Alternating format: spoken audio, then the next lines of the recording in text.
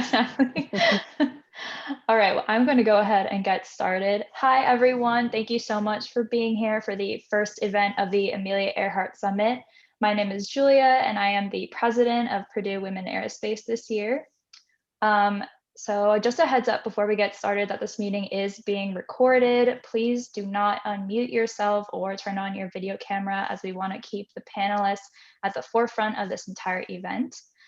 So in 2018, Women Aerospace graduate women's gatherings in the School of AE started the Amelia Earhart Summit. Of course, it was a little bit different than this year, as it was an in-person event, and we've had 2 of them so far. So this is our 3rd annual Amelia Earhart Summit.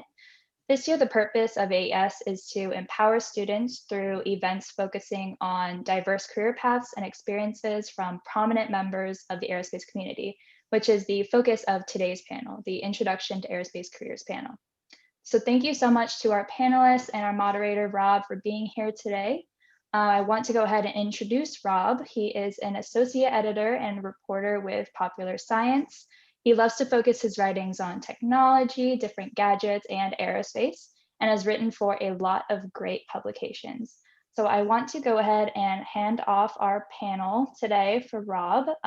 Oh, and I will be monitoring the chat throughout our panel. So if you have any questions, this is meant to be an interactive activity. So please ask all of your questions and we will try and get to all of them. So thank you all for being here, and I'll hand it off to Rob. Awesome, thank you so much. My name is Rob Verger, and I'm thrilled to be here to moderate this panel today, which is an introduction, as you know, to aerospace careers. And it's the inaugural part of the 2021 Amelia Earhart Summit. I'd like to thank Julia Kozlowski for inviting me to host today and for doing such a stellar job organizing things. Our focus today is exploring the diverse paths that professionals, like the wonderful people we have here on our panel, can pursue in and out of the aerospace industry while earning a degree in the field, or after earning a degree in the field, sorry.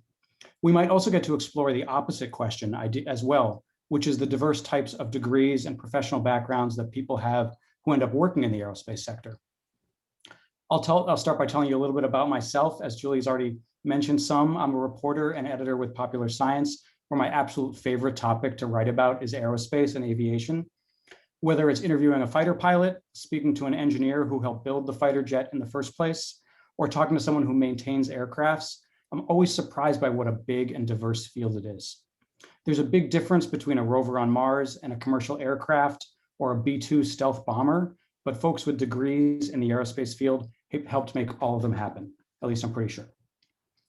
While we're talking about degrees, I studied English. Then I earned an MFA in creative writing with a focus in nonfiction. And eventually went back to journalism school to study science journalism at Columbia University. I love covering aviation, but when everything or anything gets too technical, that's when I like to call an expert from Purdue University or another institution and have them explain complex stuff to me, like laminar flow or turbulent flow or whatnot. So speaking of experts, who are the kind of people that I rely on as a reporter to explain things to me before I can explain them to readers, I'd like to start by having everyone in the panel introduce themselves. I think now's a great time to do that. And let's start with Jamie Krakover. All right. Hi, everyone. I'm Jamie Krakover. I am a engineering manager at the Boeing Company. I currently work in Boeing Global Services, but I've worked across multiple areas of the Boeing Company. I started as an intern and all the way up through where I am today with my 15 years of experience. So hopefully we'll get to dive into a little bit of the detail there. I'm currently located in St. Louis, Missouri, and I am a mom of a 2-year-old.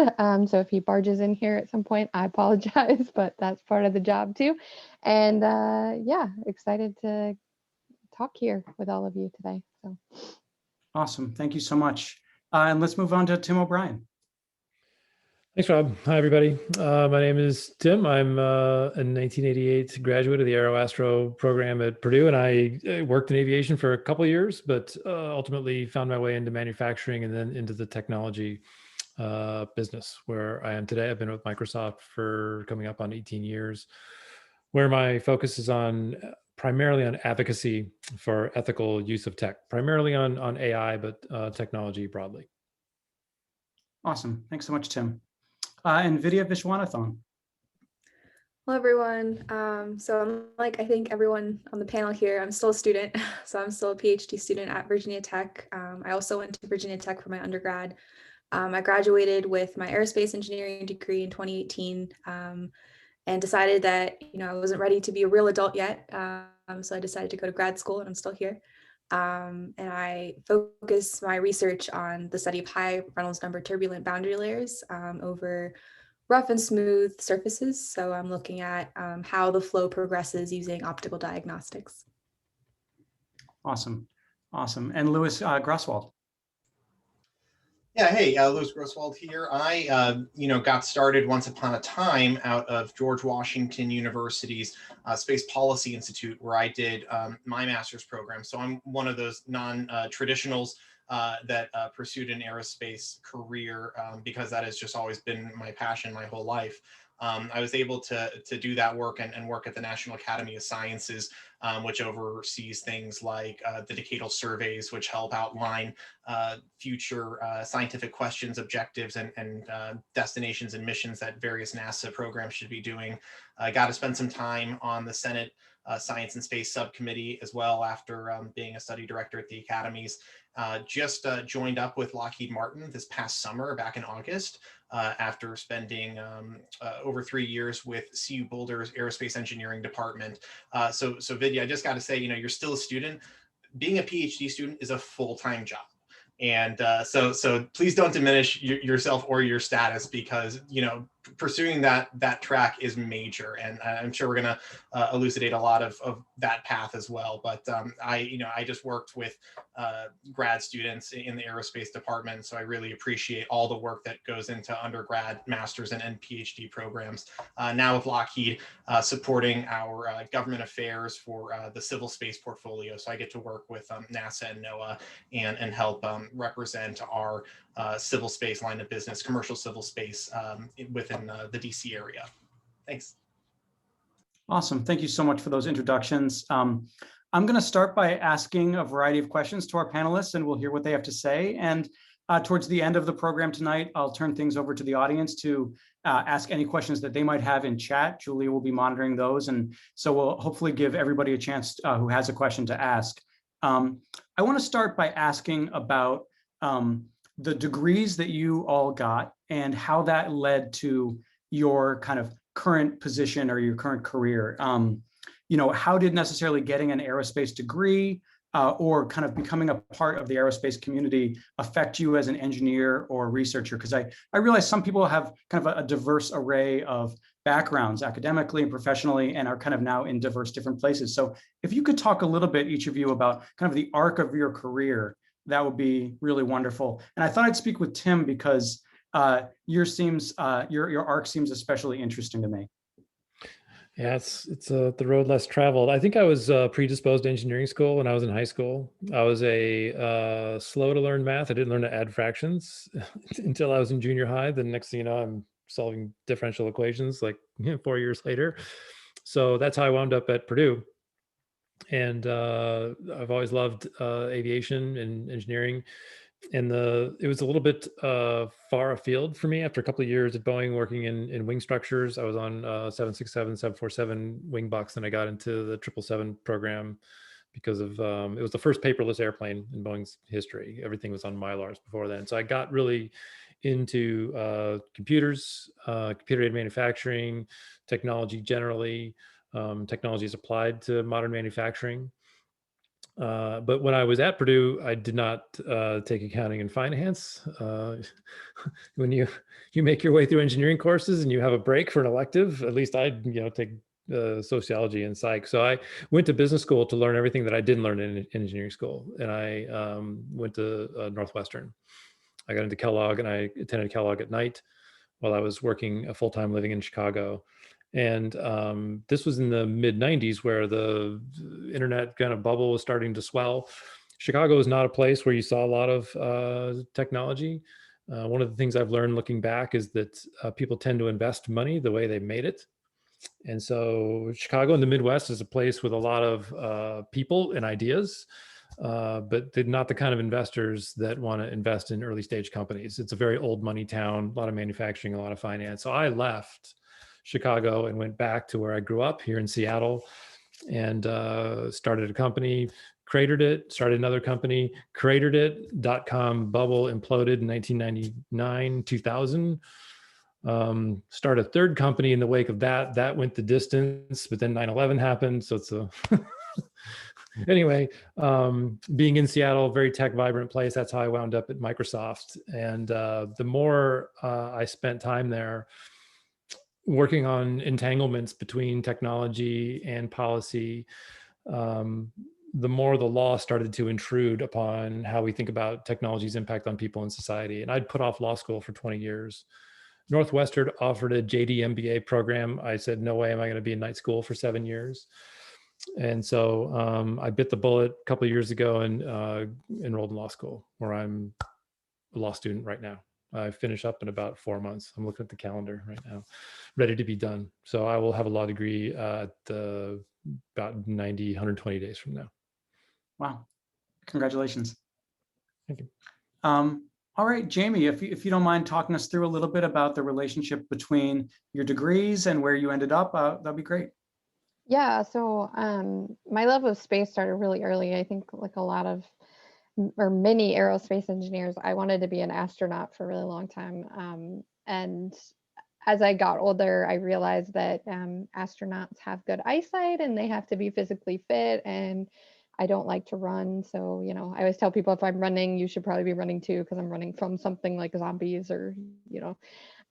But I never really lost that love of space. And so, you know, my dad was an engineer, but I didn't know what engineers did.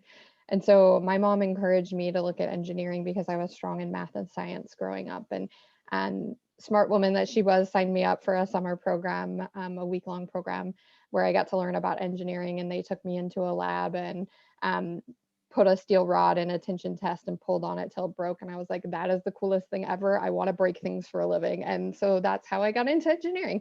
But so I applied to Purdue knowing that they had a variety of engineering programs. And for many of you students, I took the Engineering 100 class where the different professors and students came in from the different departments every week. And when the folks came in from the aerospace engineering department, I was like, wait, I can combine my love of space with engineering, sold. And that pretty much cemented it for me. And then I think my sophomore structures class, my professor came in the first day of class and popped in a video of the Boeing 747 wing, and they grabbed the end of it and were pulling on it until it broke and bending it.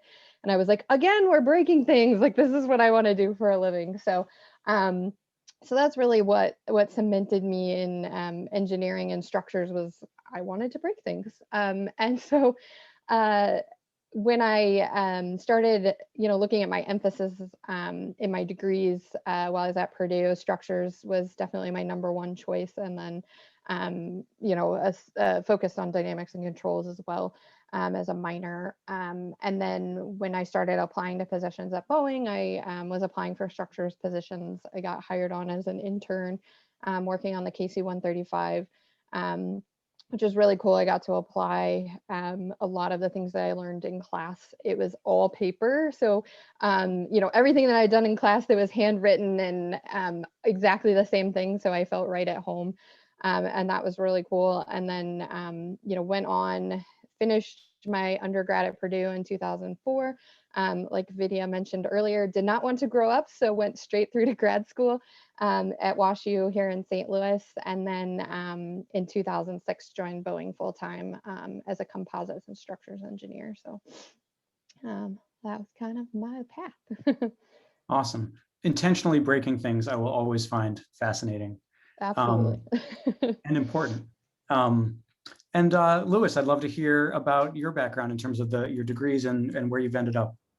Yeah, of course. And always have to give a shout out to St. Louis, because I'm Louis from St. Louis. So, you know, just it's nice hearing about Jamie's work there, Go Cards.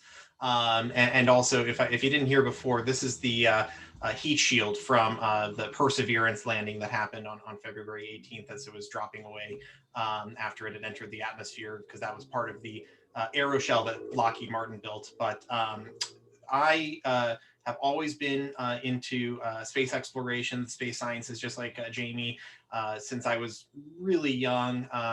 Star Trek definitely played a role. Can't lie about that.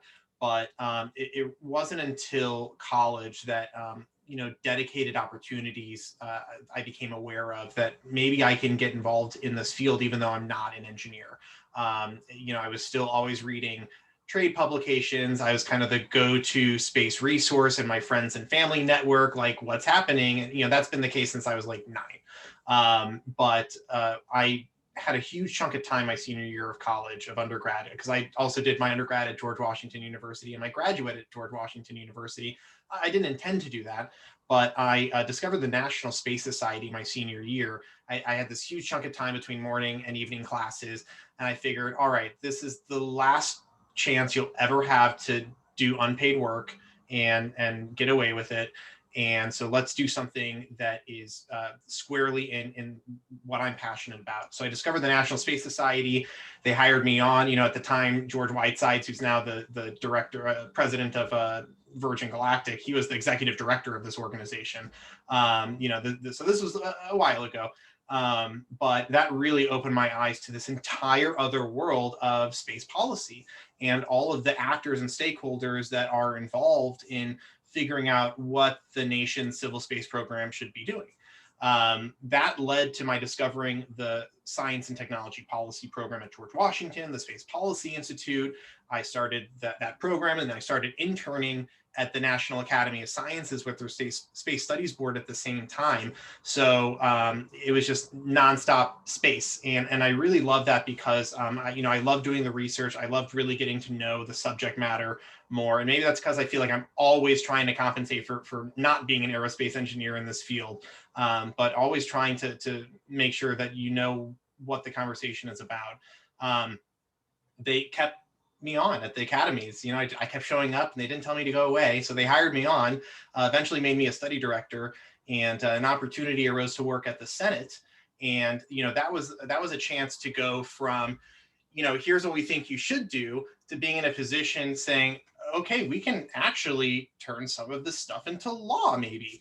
And that was a really amazing experience, a very hard charging environment, more bipartisan on the staff side, particularly than you would ever think, or that any narrative would give away. It was a really, I guess, comity, C-O-M-I-T-Y, really did reign there. And so that was a really positive experience.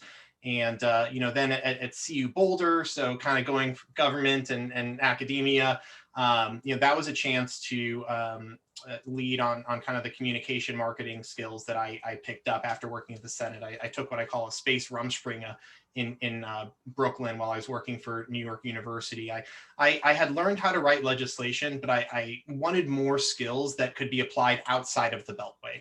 And so that was a really great chance to kind of become a communications and marketing professional. And so when I went to CU Boulder, I got to take this, my government background, my knowledge of the various disciplines that the department works on, and then also communications and marketing to help, push the department to get out more into the public, to do more events, to stop being this best kept secret that everyone was talking about when I started working there. And then, that was a really amazing experience being able to work with students. They moved into a brand new building in 2019. That's incredible. But then an opportunity came up to work with Lockheed and to really own a piece of their government relations portfolio. And that is just so squarely in what I always set out to be doing, and to help be a part of, the conversation here, and making sure, I and others that we're making positive contributions and really trying to move things forward. So, it really is a privilege to be able to work for this company. And, I've had .edu, .gov, and .com work emails now. So I'll let you know in a little while which one I like the most. Excellent. Thank you so much. And Vidya, if you could talk us through a little bit of your kind of academic background and kind of where it's taken you now. Yeah, sure. I think, as is the common theme so far, my love for aerospace started when I was really young. It actually started when I first saw the Queen of the Skies, the 747, and was just astounded that such a huge piece of metal could be flying in the sky. So I knew early on that I wanted to pursue aerospace. In high school, I attended a week-long program at NASA Langley. It's called the VASS program. And basically we were able to design a mission to Mars. And I think that really founded my love for engineering and science. And I just confirmed that I wanted to pursue this path. So I went to Virginia Tech my freshman year. Someone told me aerospace is too specific. You should pursue mechanical. But I chose to ignore that advice, and I'm glad that I did because I realized aerospace was my passion. But the thing about aerospace, even though they say it's specific, there's so many different cool things that's involved in aerospace. And, there's like Jamie mentioned, structures and fluids and, or looking at orbital trajectories. There's just so many cool things. And I didn't know what my niche was. I wanted to kind of explore everything and find what I liked and also importantly, what I didn't like. So I pursued a lot of internships and research positions. So I co-opted a few times. I even had an opportunity to go to France for sort of an exchange program. We were working with our ground station here to help develop a ground station in France and also help launch one of their satellites. But I also realized that I really loved the more physical sciences, so the more the fluids, the structures. And during one of my internships, I also interned at Boeing for a couple summers. I was doing analysis on this loads model, and I didn't really see where this loads model was coming from. And so my manager explained that, this loads model was developed by a senior engineer who has a PhD.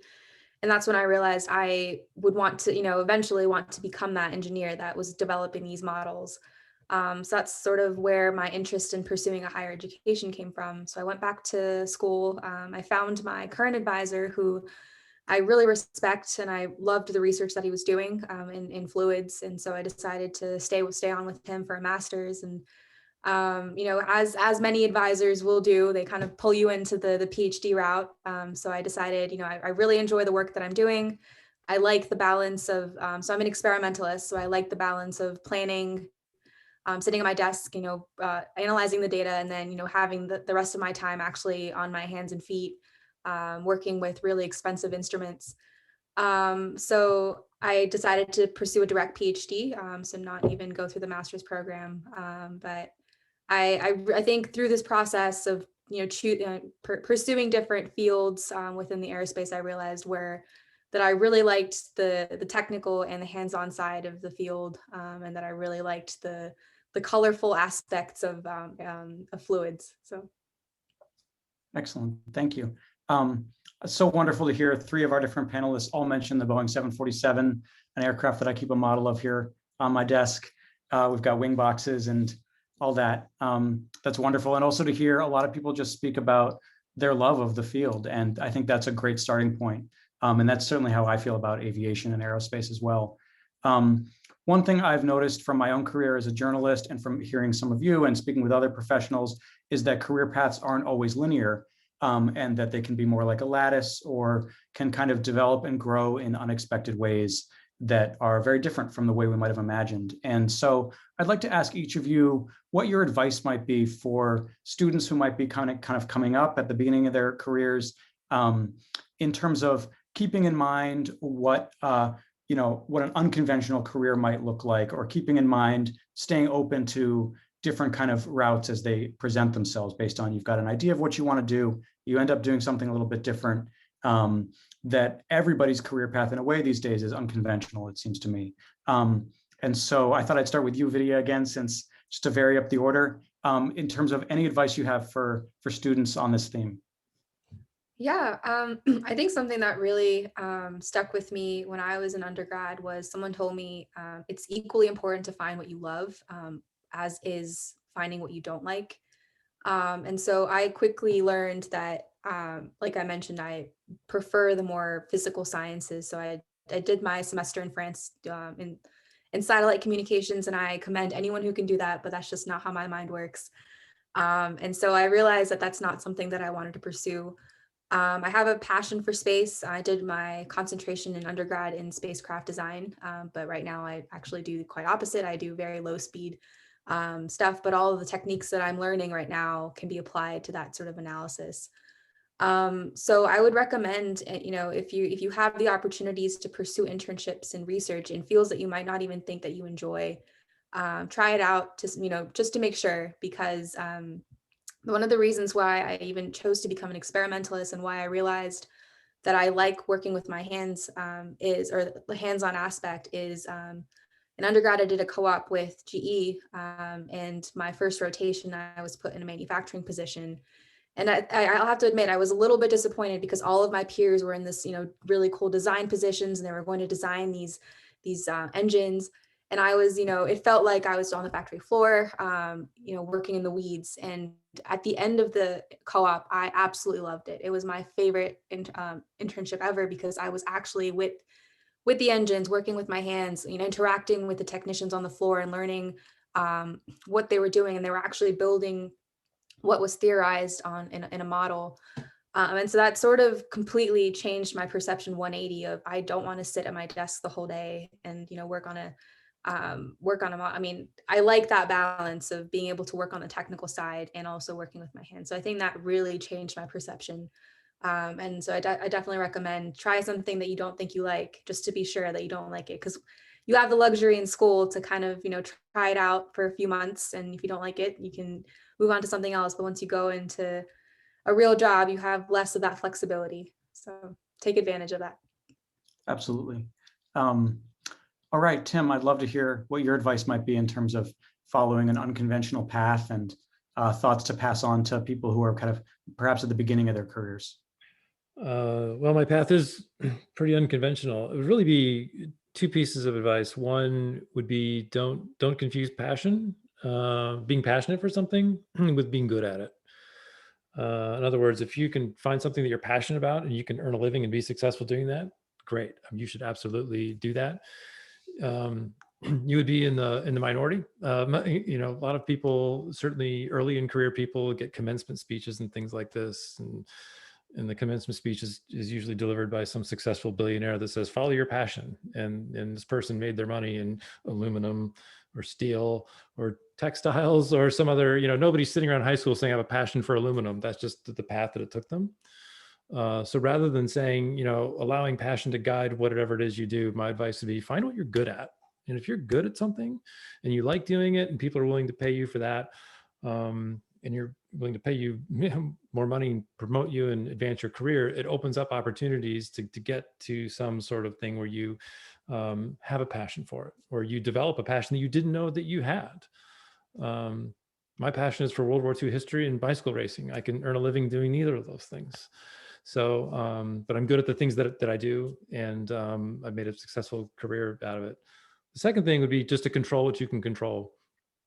Microsoft has a lot of interns from business schools that we cycled through every year, and we had a group of people in from Kellogg a couple of years ago, and I was on some panel as a Kellogg alum saying, here's my wisdom of working all these years at Microsoft, and they all talked about their 5-year plan. This is the set of steps that I'm going to go through to advance my career, and probably 80% of what they said was completely beyond their control. So hope is not a strategy. Luck is not a career strategy. Those things are certainly good to have. If luck comes your way, take full advantage of it. But control the things that you can control: your personal development, your hunger for learning. I love that everyone here went back to school. People don't go back to school for their health. I mean, you have a fire in your belly to learn and acquire knowledge. I tell people, don't ever lose that. Don't ever lose that. We're in a world now that's just moving so fast, at least as it relates to technology. And I know aviation is no different, that you constantly need to be in a learning mindset to acquire more knowledge, just to keep up, much less advance your career. So investing in those things and controlling those things, I think is more important than trying to deal with the pressure at a young age to have all these people telling you, you need to know what your passion is today and pursue that path. You don't need to do that. There's plenty of time to decide those things. Control the things that you can control today, and just continue to invest in yourself. Absolutely. Thank you so much. Jamie, I'd love to hear your thoughts. Yeah, so I'm going to piggyback a little bit off of what Tim said. And one of the greatest pieces of advice that I ever heard from someone was, nobody's going to care more about your career than yourself. You know, you're going to have mentors, you're going to have managers that are invested in your career, but they're going to put their own careers ahead of yours. So you really have to take ownership of it and be proactive in your career. You know, work with your managers, work with your mentors. Managers are not mind readers. So if there's something that you want to do, tell them, because they get all of these opportunities that come their way. But if they don't know that you want to do it, they're going to hand it to somebody else who they think wants it. So 2 examples of how this really paid off for me. The first was very early in my career. I was about 2 years in. I was doing a lot of finite element analysis, but what I was doing was a lot of small changes in a model, rerunning it over and over and over again. And I just sat there one day and I said, this cannot be the next 30 years of my life, or I'm going to gouge my eyeballs out with a spoon. I felt like a monkey that was just like pushing buttons. And so, you know, I agonized over it for a little while, and I was like, how am I going to tell my manager that I hate my job and I want to try something else? And, you know, I kind of looked at different options, and Boeing at the time had a rotation program, but not for the department that I worked in. Boeing Research and Technology was brand new when I joined. I joined in August of 2006, and they had stood it up by the end of 2006. So I was in a brand new business unit. They didn't have any of the formal stuff. It was kind of like the Wild West a little bit. And so I went to my manager and I said, hey, I think I want to try a rotation program. I'm really interested in seeing what else Boeing has to offer. It's a big company. How do I make that happen? Because we don't have a rotation program. And he said, let me ask some questions. And a couple of days later, he came back and said, we want to set up an informal rotation program for you. We're going to sit you down with a skills manager, which is what I do now. So some of that came down full circle, but we're going to sit you down with a skills manager, talk about all the things that you're interested in, and we'll set you up with some informal rotations. And I got to kind of create my own rotation program, which was super cool, just because I said, hey, what else can I do? Can I be in a rotation program? The other really cool opportunity I got just from asking for things. So always ask. The answer is no if you don't ask, but imagine the possibilities if you do. I had, when I was in my leadership program, I had an individual approach me and say, hey, want to come tour my lab? Whenever anybody says, hey, want to come hear about XYZ thing, or want to tour this, always say yes. You never know what cool thing you're going to get to see. So I went down, I toured his lab. It's called the Teardown Lab. They literally tear things apart and do bottoms up cost analysis on it. And by the end of the tour, I was like, this is the coolest thing ever. And he looked at me and said, want a job? And I said, absolutely, I want a job over here. So they put a rec out, and the next thing I knew, I was tearing down aircraft parts physically and doing, you know, 2D and 3D drawing teardowns as well. And we were actually doing a teardown on the new T-7A Red Hawk, the landing gear.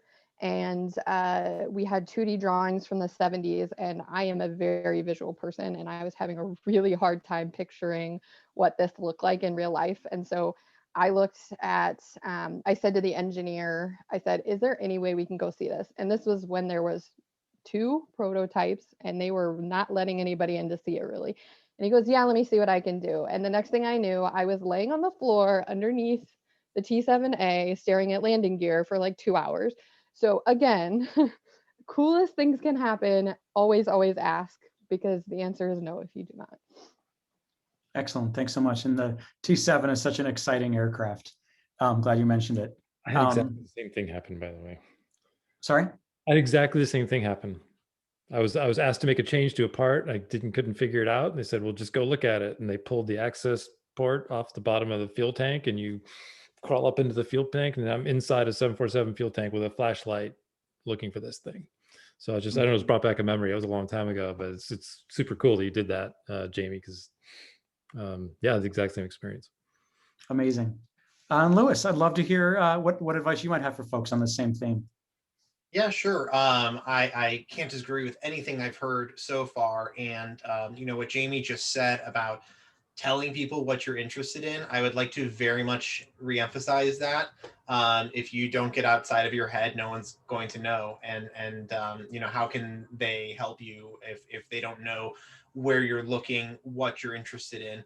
You know, as a corollary of that, there's two other things that, you know, it's taken a while to internalize, which is, you know, when it comes to your aspirations, don't self-edit yourself. Like it's okay to, you know, I also once upon a time wanted to be an astronaut. Please do not steal my identity now that you know one of my security questions for everything.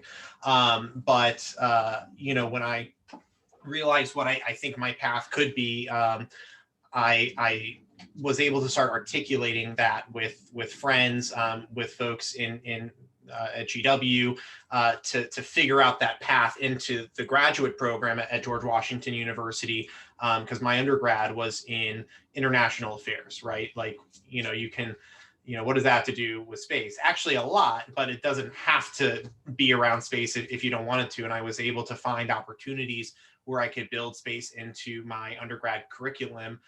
You know, I took a course on modern Russia, and my final paper for the class, you know, my senior year, it was all about how we worked with the Soviet Union during its collapse to keep its aerospace workforce engaged so that Russian aerospace engineers wouldn't go off and build bombs for North Korea and Pakistan and other nations. And, you know, that is not what the class was about, but I was able to figure out how to work that into the subject matter. So, you know, there's so many different ways you can, you know, find those opportunities. And, you know, serendipity can play a role, but cannot be relied upon either. You know, being able to get a job with Lockheed, I did not wake up with a job offer suddenly out of the blue. You know, there's a lot of work that goes into applying for any job. And, you know, just like don't edit yourself, don't hold yourself back. And that could be for many different reasons. You know, I passed up an opportunity early in my career because I felt I owed a place, you know, a certain degree of loyalty or something like that. And in hindsight, you know, I think there's nobility in that, but also, I mean, if it's the right opportunity and it's for you, you do have to look out for yourself and your interests. And if that slots in, then, you know, then it's just a tough decision or discussion you need to have with yourself and, you know, maybe close friends or family about how to handle that. But, you know, just be your advocate. It's okay. And people really resonate when they see that passion and your desire. I would also just say, just to close, attend events, right? You're on the right path being here, but show up at events. Eventually we'll be back in person again. You can actually show up because, you know, there is value in developing those relationships with the broader community, right? If you can network as much as you can, it doesn't matter what career path you want, that network is going to be a major resource for accomplishing whatever goals you have. Excellent. Thank you all so much. And I've heard a lot of interesting themes and points come up. And one thing I've noticed is a lot of folks saying, hey, if you get the chance to try something in person, you should give it a try and see what it's like and see if it's something you enjoy. And importantly, if you're good at that, kind of separation between passion and talent is key, and maybe not exactly what you hear in graduation speeches as well. I'll share a quick personal story about that. I had a chance to, the Air Force offered me a ride in the back seat of an F-16 a couple of years ago. And I wasn't sure whether I should do it. And I also wasn't sure if I did do it, what the result would be journalistically for Pop Sci. But I decided to go into it with my eyes open, not knowing what I would experience. And what I experienced was that it was absolutely horrible. There's this sense that riding in a fighter jet would be like being in Top Gun, but by horrible, what I mean is, you know, very physically punishing in terms of experiencing, you know, more than six Gs and, you know, getting pretty motion sickness, a lot of motion sickness. So my point there is that I went into an experience that I didn't know what it was going to be like. I learned a lesson, which is, hey, I made a smart career decision by not trying to be a pilot or anything like that. But also it gave me good journalistic fodder, which was a chance to kind of honestly tell folks about, hey, this is what it's actually like to be up there. And this is what pilots who fly high performance aircraft actually have to contend with. So it gave me a real feeling for something that I realized I don't want to do, but also served me well professionally as a journalist, because it let me understand something better and then hopefully pass that along to readers. And with that, I see a question or two popping up in chat. And what I'd love is if folks can keep asking questions there, and then in a little bit, we'll get to them. So feel free to ask it and we won't ignore it. But now I want to ask to our panelists what obstacles you faced along the way. And by obstacles, I mean, it could be literally an obstacle of some sort, but also a challenge or a setback. And I know as a journalist, I've faced plenty of those because it's a very competitive field, and I'm sure that the aerospace industry is as well. So let's start with Jamie. I'd love to hear obstacles, setbacks, challenges you faced, and maybe how you overcame them. Yeah, so I'll talk about one in my undergrad, and then I'll talk about one in my work. The undergrad's pretty quick, but for any of those that have taken thermodynamics or in thermodynamics right now, I got a D in the class. Not like on a test, like as the final grade in the class. So D is for done, D is for diploma. I moved on, I graduated, I got a job, I'm a successful engineer. So coming out of high school, I didn't know that letter existed as a grade. So it is okay to fail, first attempt at learning. And take each one of those failures. That's how we learn and move forward from it. But probably one of the biggest career challenges that I faced is when I stepped into my management role. I had been applying for manager jobs for a while. I was also trying to get pregnant at the same time. Probably not the best decision, but there was a lot going on. I faced some infertility, and it was kind of a crazy time. I ultimately decided I was going to step back from applying for management jobs when a manager that I interviewed with actually called me down to his office and said, and I thought it was about a special project he asked me to support so that I could build my resume up more. And he said, hey, the job you interviewed for, the team is going to grow a lot. We actually need 2 managers instead of 1. You're going to be getting an offer for a management position. I said, awesome. Went home, talked to my husband about it, got the official offer, accepted, went home that day and found out I was pregnant. So I was going to be a brand new manager. The team that I took, that I was managing, had been without a manager for about 4 months. So they were feeling very neglected. They were 3 months behind schedule. They were 50% understaffed. And oh, by the way, I was going to leave again in 9 months. So I had a lot of ground to cover very quickly. I had to get my team back on track. I had to build in a good environment, a good inclusive environment where they were engaged so that when I left, everything didn't fall apart. And I had to work very quickly. And through a lot of positive engagement and working with the team and building, that team really became a family for me. And working with them and empowering them, we were able to get back on track within 3 months. We hired enough people to get everything staffed. We were turning around work in about 150 days. When I joined the team, we got that down to 45 days. So it was a huge, huge success story, something that was a huge challenge to overcome. Our customers were a pain in the butt, to be polite. So we had to improve communication there as well. So there was a lot of things flying at me and crazy all at once. I apparently don't do anything easily. I do all major life changes all at the same time. But really, really focusing on my people and what are your obstacles? What do you need from me? What can I do to help? Being a manager is really like being that Kool-Aid man or that Kool-Aid woman, charging ahead of your team, knocking down those brick walls so that they can just run and do their thing. So I really embrace that. And the team today, even after I've left, is super successful. They chew through everything that they do. And it was just a huge success story. So really proud of that because it was a huge challenge to overcome. Thank you.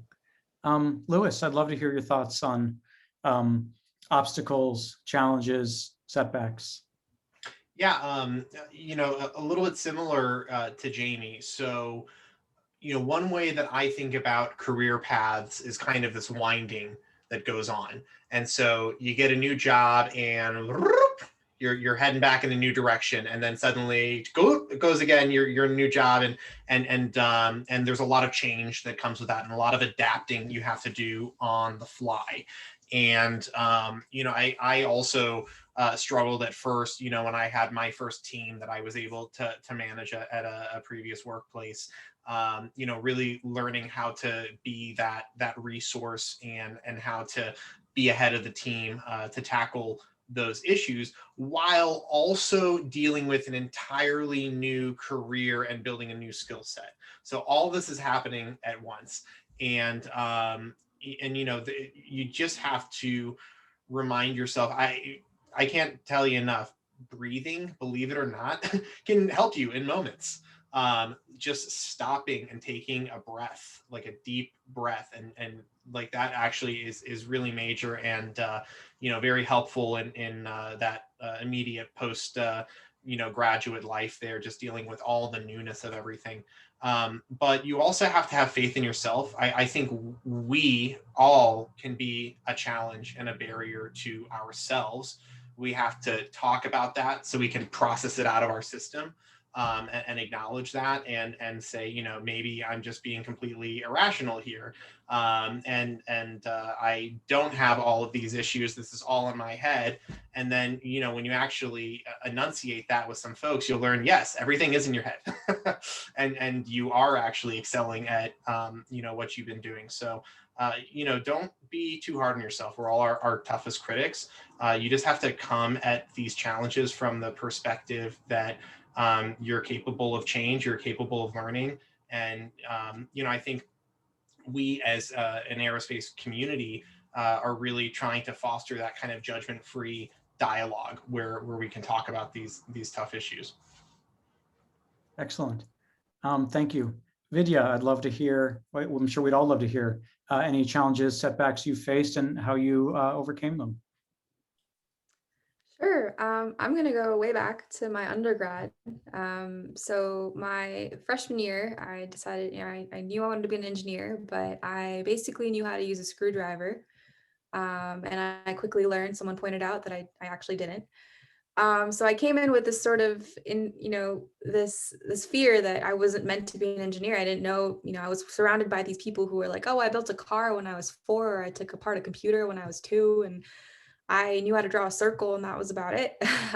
So I realized quickly that, I needed to either, I could either give up, or I could improve my skill set and not let that negative feeling bog me down. So I had the opportunity to live in a residence complex at school where this living learning community had a lab inbuilt into the building.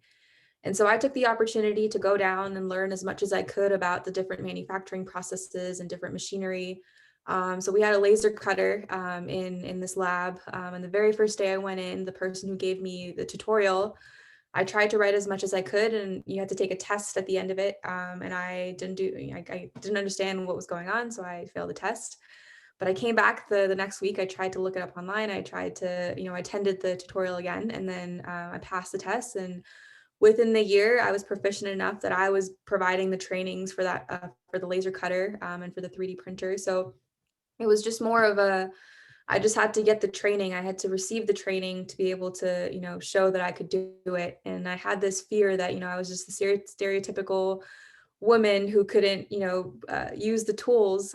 But once I had been given the opportunity, I was able to succeed in that. And that's sort of what I pursued my career in, and something that I tried to actively give back through WOA and through our local chapter of WIA. So that really was an obstacle, and something that I think everyone goes through every day. You're learning something new every day. And even in my PhD, there have been moments where I sit with my advisor extremely stressed out. I can't figure out how to use this laser that I'm supposed to use for measuring my flow. And there's times where I'm like, this is just not possible. And my professor, will say, maybe it's not possible, but that's what while you're doing research, you're literally discovering new techniques and new methods. And so it's going to be hard, but whether or not you make it work, you can always report on why it didn't work. And so I think not letting that bog you down and realizing that, their every day is a learning opportunity really helped me kind of overcome that inferiority complex, or allowing me to take a learning opportunity rather than giving up. Thank you. And Tim. So when I think about setbacks, they're kind of meta in nature. When I came back to Seattle in 1999, there was a bit of a internet gold rush going on, and the dot-com bubble was inflating. In the spring of 2000, the bubble burst. The markets all crashed at the time. Retail investors were getting access to really, really risky companies. That's kind of part of what led to that. And I had parlayed a lot of my personal savings into business ventures that just didn't work.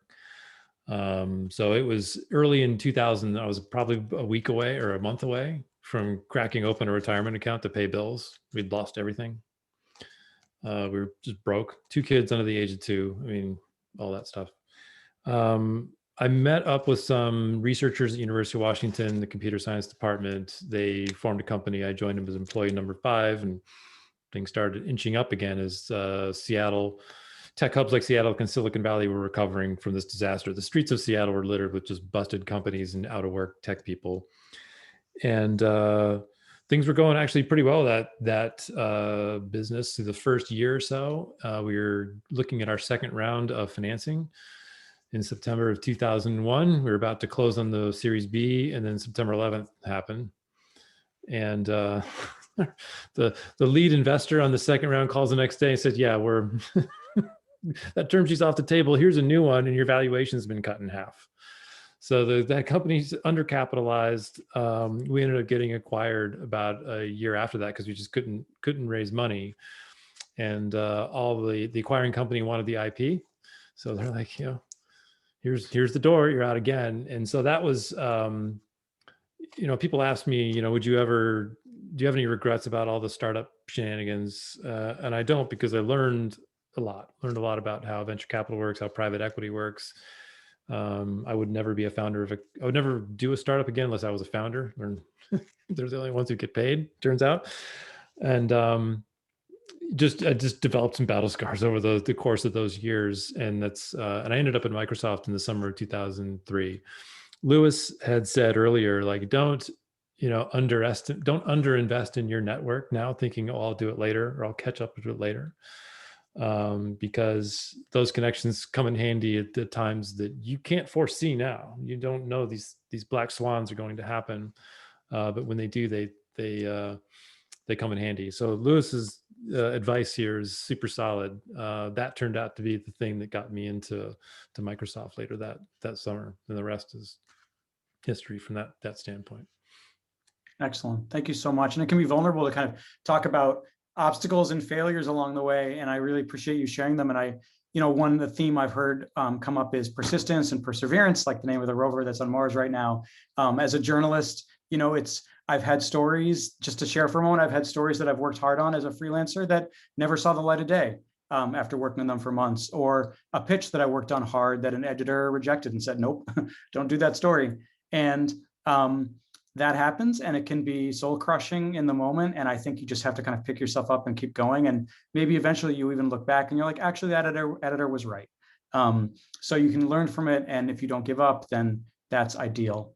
And I want to then kind of jump forward a little bit and then ask a little bit of the opposite question from, obstacles and setbacks, and ask about serendipitous moments, or moments where something positive and surprising happened, where kind of the opposite of a setback, a step forward that maybe you didn't even see coming, and focus more on the kind of positive things that life can throw at us. Lewis, I hope I don't catch you off guard here, but I'd love to hear your thoughts.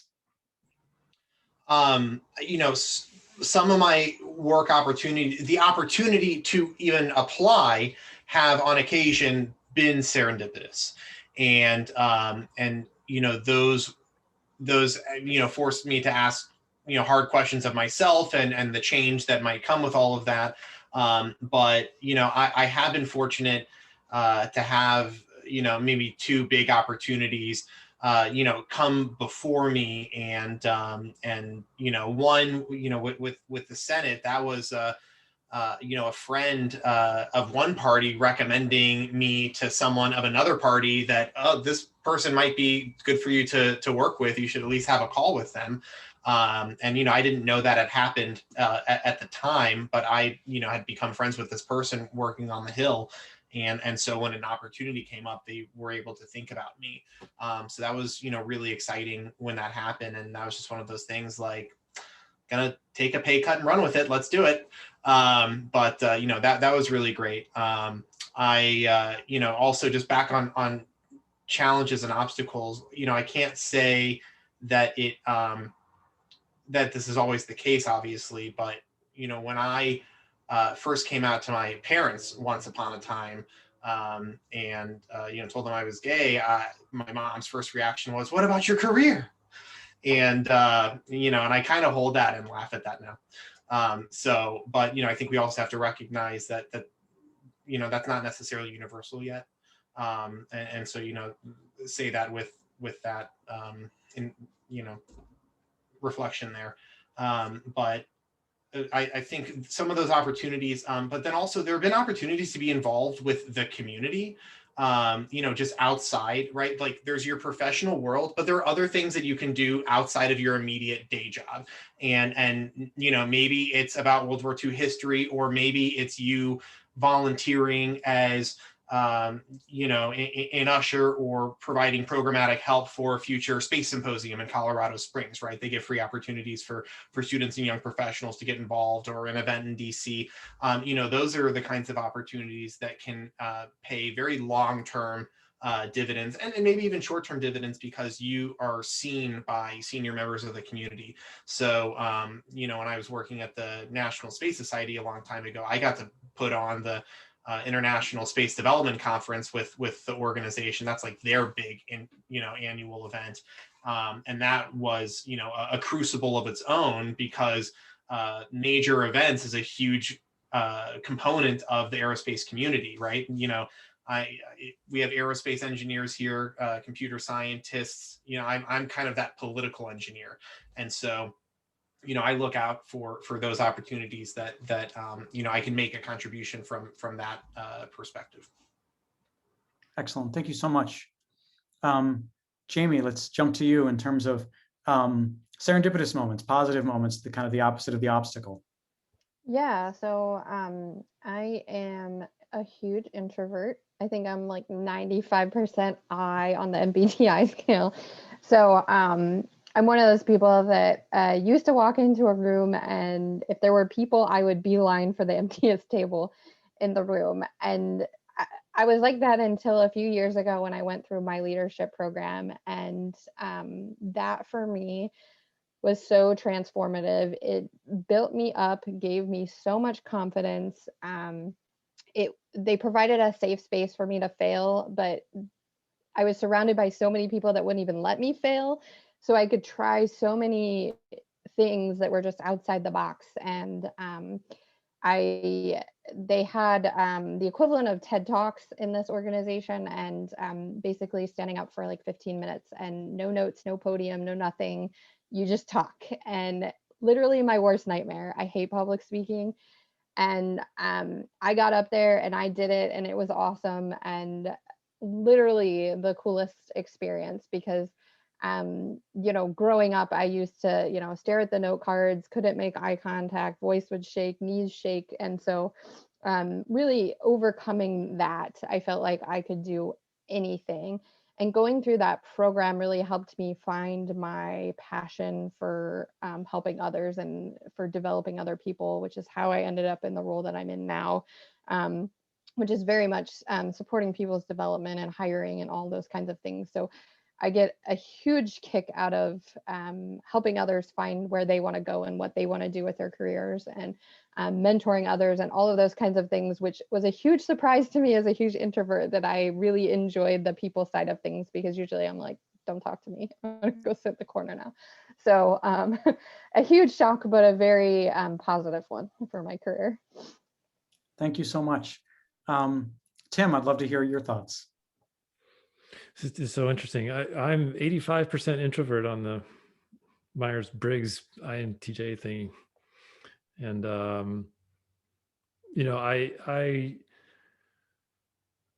have too many people to name to terms that helped me in career. I think, you know, coming to Microsoft, the kind of the word on the street around Seattle at the time was once you get inside the company, you can move around and do wherever. And I think the company had employed 50,000 people in the metro area at the time. So once you get in the door, then you can find what you really want to do or what you're good at or what you like.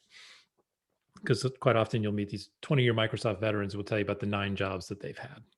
Say, well, like you haven't had a job in more than 2 years, you know, your CV looks more like a train schedule than a career path. What's going on here? But that just happens to be a corporate culture in which that kind of interdisciplinary exposure was celebrated. So you can go in there, do a job for a year or two and say, hey, I want to move over there. And that's very encouraged and supported. I lucked out. I got into I joined a developer evangelism team. This is developer relations, which is what most tech companies call it. You're basically a liaison to the software developer community in order to encourage them to write apps on your platform.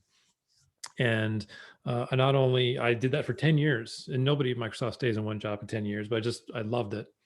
I overcame a lot of things that had held me back in my career before that, including introversion, stage fright, fear of public speaking, a lot of the stuff that Jamie talked about. Because, you know, to be an evangelist, you have to just engage and do a lot of things that I was just viscerally uncomfortable with, but I discovered some talents and some skills that I didn't know that I'd had, that I just lucked into by virtue of getting in the door in this organization, and then having the privilege of working for people that believed in me. I didn't brilliantly play some crazy hand of cards here. Just a lot of it was luck. I've since come to understand that luck is not distributed equally. Those kinds of opportunities are not distributed equally. So I think, Rob, you probably want to talk about some of that at some point, but that was the thing that I look back on that I could not have foreseen, because that was not the plan at all. With the plan changes, and in my case, it changes because some good fortune had come my way. Thank you so much. You know, one phrase I've heard, you know, that we use sometimes at PopSci, it's a little bit cheesy, is problemtunity. And one of the things I'm hearing from folks in this part of the segment is some problemtunity moments of, oh my gosh, I'm an introvert, but I'm going to have to speak. And then actually you discover something. Vidya, I'd love to hear thoughts on the kind of the opposite of the obstacle problem, the serendipitous moments. Okay, it also looks like my internet keeps interrupting, so I apologize if I sort of pause in between my sentences. I think it's probably not at the same life scale, but I think my most serendipitous moment happened quite recently, about right before COVID happened, actually. So I was running my experiment. This was the first experiment that I was going to run as part of my graduate career. And everything that could go wrong had gone wrong in terms of preparation for this experiment. So the way our experiments are run, we have to rent out the wind tunnel, which is extremely expensive. And so you have to plan, you know, down to 15 minutes how you're going to spend your time in the tunnel and how you're going to run these measurements. And with enough factor of safety that if something goes wrong, you know, you can, which is inevitable, and you can make up that time. And so for my measurements, I do particle image velocimetry, which is basically you take a laser and you shine it on fluorescent particles and take high-speed images. And for each image, you can look at how those fluorescent particles are moving. And according to that, you can tell how the flow is progressing. And for that, I needed 2 cameras, and these cameras are like $125,000 each. So they're basically more than I'm worth. And unfortunately, 2 days before my experiment, one of the cameras decided to just not turn on. And I had a very, very severe panic attack of, oh my God, this camera is broken. What am I going to do? Like, how did I, you know, was I the one that broke it? How am I going to explain this to everybody that this camera is not working? I have an experiment in 2 days, that there's no leeway for me to move this experiment. And so, you know, I sat down with my advisors and they explained, you know, this camera has been giving us quite a lot of difficulty, which, you know, gave me a lot of relief that it wasn't my fault. But But the issue was still there that I needed 2 cameras to perform this experiment. And so in the last 2 days, we completely revitalized the schedule, figure out how we could do the experiment with just 1 camera. And when I first finally got, a real data set, even with 1 camera, I was like the happiest moment of, everything is just finally coming together. I'm finally getting the data I have worked so hard to plan for. And so even though I didn't have the 2nd camera, we realized that there were some really cool findings with just looking at the data with 1 camera. So with 2 cameras, you would get 3 components of velocity. With only 1 camera, you get 2 components. And so at the end of the experiment, we realized, there's a lot of depth of material here that we can explore and then compare with in a future measurement with 3 cameras. So in all of that panic, there's actually an opportunity for me to actually go further into this idea of using only 1 camera versus 2 cameras and what the benefits of that is. So in that problem, there presented itself an opportunity for me to kind of delve into new findings. And that realization of, something could go terribly wrong. You could break a $125,000 camera, but still something can work out in your favor. You just have to look at the opportunity that way. And so that was really, exciting to finally get a data set, finally, feel like a scientist in the tunnel, and not feel like all your planning had gone to waste. So probably not at the same scale of excitements as the others here, but that was genuinely a really happy moment of my PhD career. That's wonderful. I want to move on to questions from the audience because I see a lot of them here and a lot of them look excellent, and I could keep asking questions all day, but I would rather have other folks ask questions. And I see one here. It says, to the ladies, as a woman in STEM, what can you say to those of us who are just starting out in STEM? Any good advice? So I'll hand that over to anyone who wants to just jump in there. Sure, I can jump in first. I would say find your people. That includes people that are, like you and that can understand what you're going through, people that have completely different perspectives from you, your advocates, your allies, your people that are gonna help you when that crazy thing happens and you're not sure how to deal with it.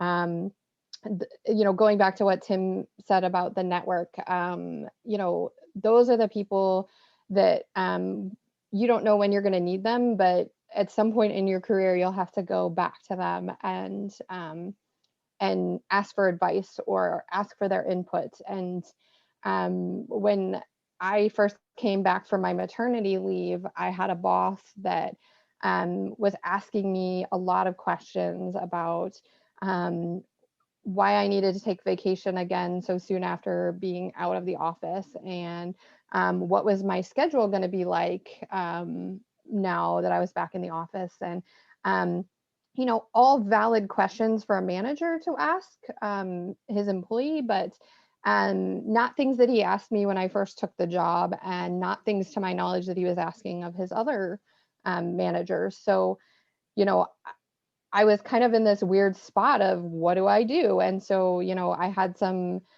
coworkers that I had met that were in HR that I'd met through my leadership organization, and I reached out to them and I said, I'm not trying to make an HR complaint. I want to talk to you as a friend who happens to have HR experience.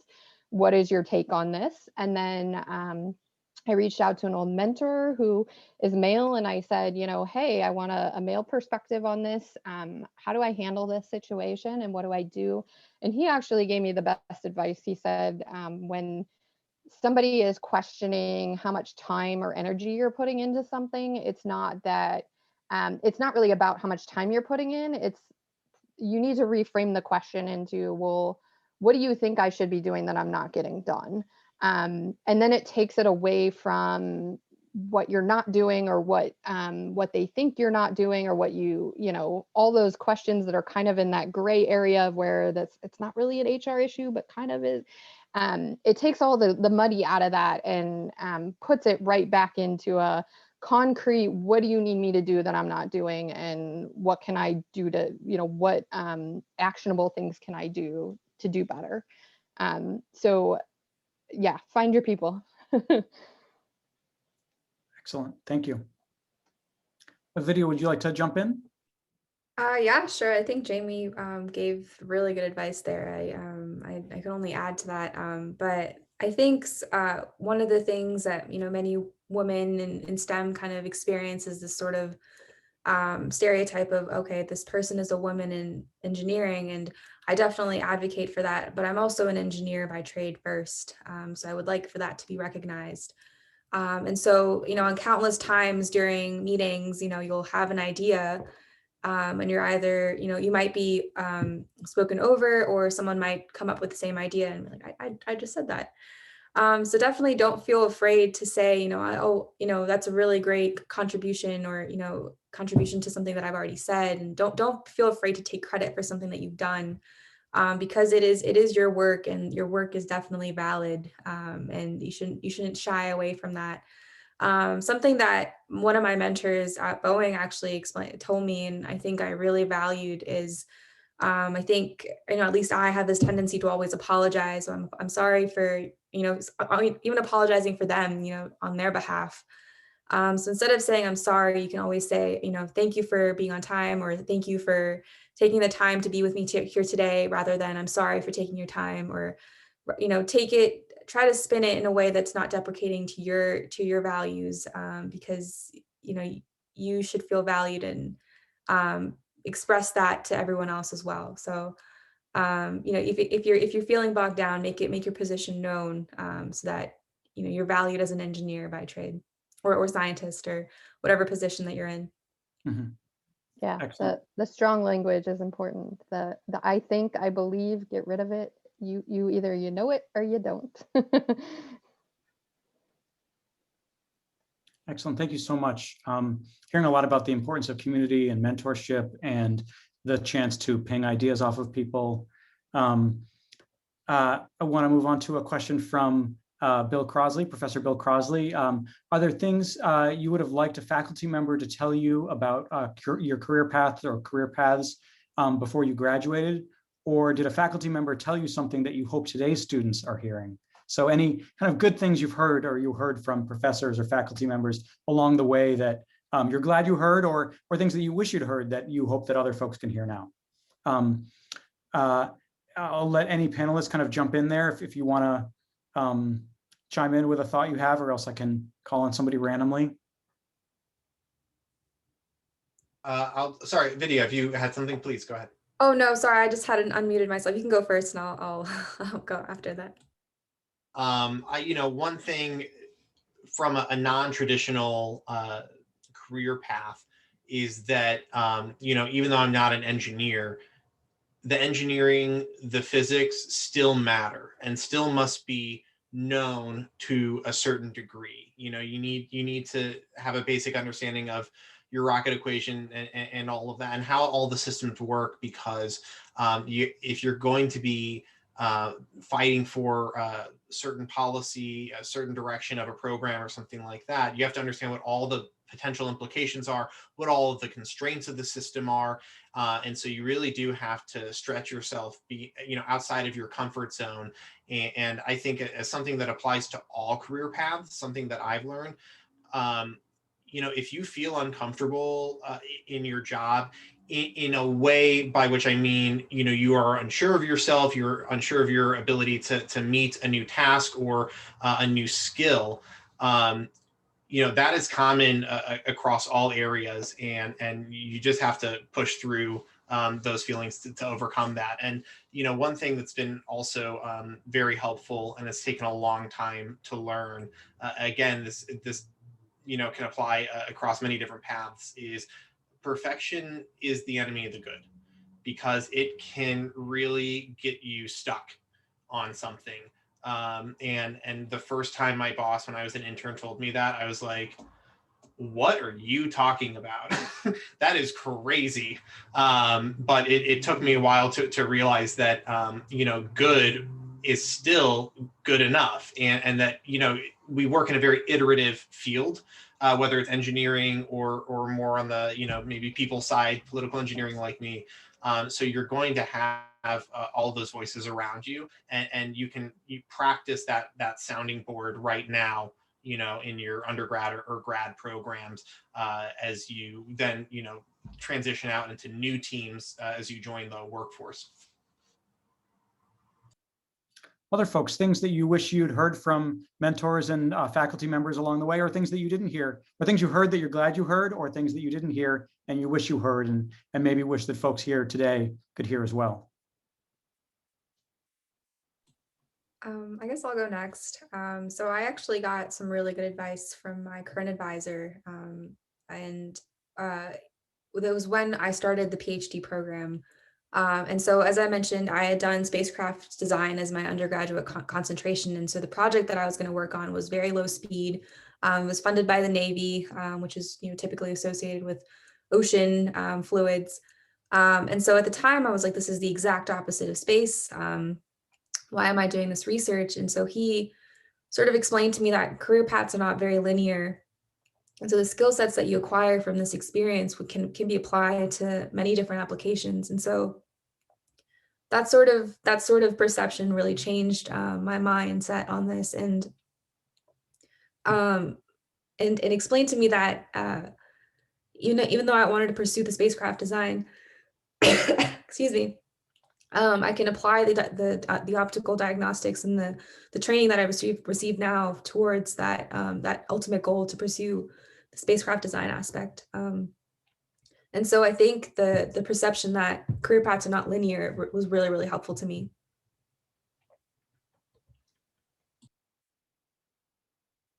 Excellent. I'm going to move on to another question that I see here in the chat, which is a commenter has said, "Hey there, I just finished my first rotation at Gulfstream Aerospace last semester, which I greatly enjoyed. However, I observed how hard it can be to gain upward mobility within the aerospace engineering industry. In such an environment, how do you have a hockey stick moment? The kind of your career's doing this and then boom." And my first thought, not that you're asking me that question, is that you may not need to have a hockey stick moment. I think it can be gradual and diverse and nonlinear. But I would love to hear from any of the panelists here who might have thoughts on trying to have a hockey stick moment. Tim, do you have any thoughts to share? Well, sometimes you can't always see it coming. I mean, I don't know if I would describe anything that's happened to me with a hockey stick metaphor, but the arrival of cloud computing about 10 years ago, I found myself in the middle of that in ways that I didn't necessarily engineer or maneuver. It just kind of happened. It's another one of these serendipitous things relating to the earlier question. And so if I were honest about it, it was, right place at the right time. As I said earlier, hope is not a strategy. So that's not kind of a career planning artifact that's particularly helpful. But if something like that comes along and you don't have an opportunity to see that there will be others, these things, there will be others. These things happen periodically, and you can control your ability to keep on the lookout for them, along with continuing to do the hard work of delivering against expectations and being mindful of your performance reviews and your brand within your organization. So when those opportunities do come along, you're the one who gets tapped on the shoulder, and not someone else. Mm-hmm. Absolutely. Any other folks from the panel want to weigh in on the hockey stick idea? Yeah, I was just going to say, kind of building off of what Tim just said, if that is your mindset and that's what you're focused on, then it's just a simple matter of vigilance that you are keeping a lookout for those opportunities that maybe you can make a contribution to. You can get on the ground floor of an initiative within Gulfstream, for instance, and maybe you might even think that the role you have on that project is lower level, but those initiatives can be a real chance for you to shine in a very specific project, and often they're overseen by some special project manager who knows the CEO or this VP or that VP, and the next thing you know, you're a technical assistant or something like that for a senior leader. So you just have to balance that vigilance with also reminding yourself to be present in your current role, and to really be on top of that. But those opportunities can crop up within the company, and again, just like going back and reiterating things we've already discussed, talk with your manager, talk with your HR representative, just like, hey, just want to put this out there. These are things that I'm interested in. I want to figure out what is, what to you looks like a realistic path to get to a level X engineer or something like that. So, have that conversation. Don't be afraid, again, to articulate your aspirations. Just make sure how you come at it is from a constructive, aspirational, standpoint, and not, I guess, for lack of a better word, a grievous standpoint. Thank you. Anybody else from the panel want to chime in on this idea before I move on to something else? I want to make sure everyone who wants to talk about it gets a chance. Yeah, I'll just say, I don't know that I've ever had a hockey stick moment in my career. And I would willing to wager a lot of money that most people that appear from the outside to have had hockey stick moments probably had a lot of hurdles and bumps and challenges along the way. So even though it probably seemed like they just were the right place, the right time, I'm sure there was a lot of time and work and energy that went behind it. And I'll echo what Lewis said. Do the job you have right now well. That's what's going to get you that next opportunity and that next opportunity and that next opportunity. If you don't do it well, or you just blow it off, or it's too easy, that could be your only shot to not move forward. So definitely, do the job well. If you're awesome at it, look for ways to improve, take that initiative, do better, leave it better than how you found it. And those are the things that are going to help you progress and move up. If I could also just add on top of what Jamie said, they're like joining AIAA, for instance, or other organizations. Those can also help be great resources to even help get you out of just like your company's head and to get a little bit broader perspective. So, look for those opportunities as well to be involved with the broader community. Vidya, did you want to weigh in? No pressure. I think I probably can't add any more to what has already been said, but I agree with everything that's been said so far.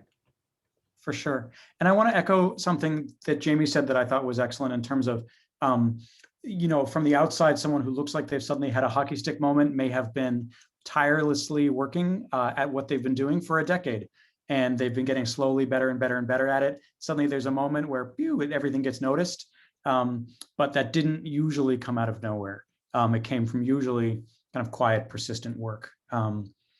So I want to turn away from the chat questions for a moment. We have about 7 minutes left, and ask one of the final questions that I have for you folks, which is to reflect on a little bit of where you see the aerospace industry going in the future.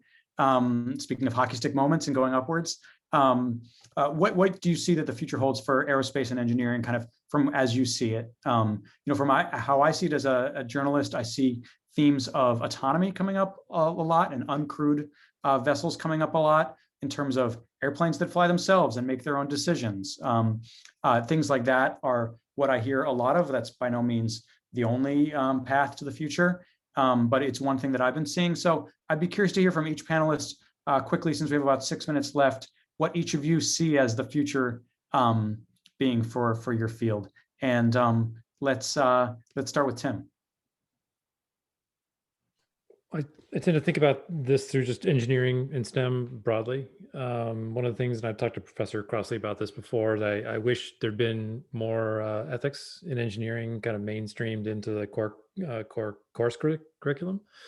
We're certainly seeing that in technology. We have a a generation of, I think, more socially enlightened people entering the workforce in all levels of science and technology. And, I've been reading a lot about this lately because when you look back at the history of building collapses and bridge collapses and aviation disasters and things like that, a lot of the engineers and designers and software developers and computer scientists involved all say the same thing, which is the ethics was somebody else. We have an ethics specialist. That was their job. My job was just to design to this spec. And we need to get to a place where everyone feels like it's their job, because even in modern, the modern age now, where we've got all these regulatory requirements for aircraft safety, even Boeing suffered an ethical lapse, allowing business pressures to sell airplanes to overcome what was clearly a janked design problem. So I just, the idea that a responsibility to the public trust and to people who use these products should be everybody's job, not just the ethical specialist. That's the thing I'd like to see for technology generally, not just aviation, but the business that I'm in and all the other adjacent domains. Mhm. And Jamie, I'd love to hear your thoughts about kind of where things are going.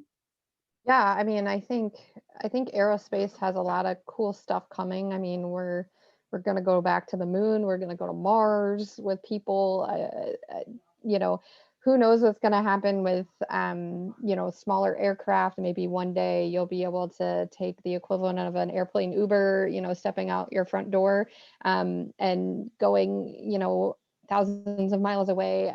There's so many cool opportunities. And Lewis mentioned Star Trek earlier, but a lot of the things from Star Trek are, real now. So I think the sky is really the limit in terms of where aerospace could go. It just, all it takes is a spark of an idea. And then, as Tim said, making sure that we do our due justice as engineers. And really, I think it stems from taking care of our people, being kind to our peers, collaborating with them. Nothing in engineering is done in a vacuum, as much as my little introverted heart would love that some days.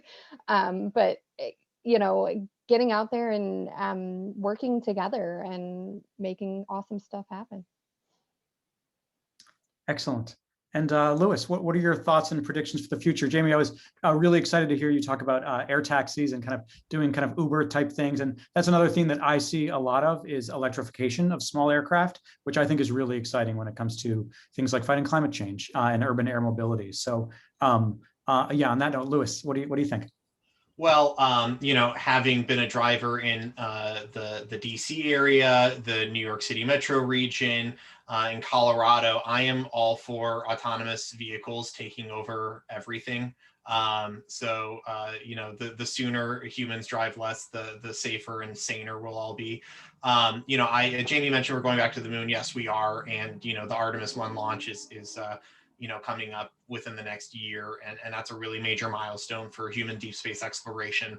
And the start of really a sustainable lunar exploration campaign that is really meeting many different national goals and priorities that we have across many different domains.